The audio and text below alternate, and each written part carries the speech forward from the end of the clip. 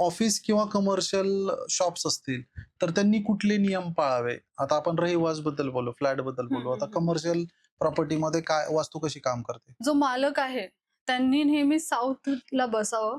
बरं. साऊथ वेस्टला बसावं आणि ज्याचं फेसिंग जे आहे ते नॉर्थ वेस्ट म्हणजे तुम्ही जेव्हा ग्राहक येतात, तेव्हा ते नॉर्थ डायरेक्शनला बसतात आणि साऊथ फेसिंग. साऊथ डायरेक्शनला बसणं म्हणजे काय? ते एक स्थिरताचा डायरेक्शन आहे. बरं. तर ती स्थिरता देण्यासाठी तुम्हाला साऊथला दक्षिण दिशेला बसणं आहे आणि फेसिंग येते ती नॉर्थ म्हणजे कुबेराची एक प्रकारचं आपण म्हणतो. तर आपण आवक येण्यासाठी ती तिकडे तोंड करून आपण बसतो. तर बरं. कमर्शियल जर ऑफिस रिलेटेड तुम्ही बघणार तर बाकी काही गोष्टी करण्यापेक्षा एक नियम पाळावा, की तुम्ही बसण्याचा जो मालकीचा जो खुर्ची टेबल. हां. खुर्ची टेबल आहे, तो अशा फेसिंग असावा, की दक्षिणेकडून उत्तरेकडे, उत्तर बरं. दिशेला तोंड करून.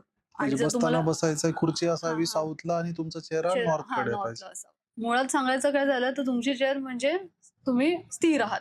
हं. तुम्हाला ती जागा बदलायची गरज नाही, हे त्याचा दृष्टांत पडतो. कारण बरं. दक्षिण म्हटल्यानंतर तो स्थिरतेचं काम करतो. बरं. आणि जनरली कमर्शियलमध्ये साऊथला तसं पैसे देणारी दिशाच म्हणतात. अख्खा हं.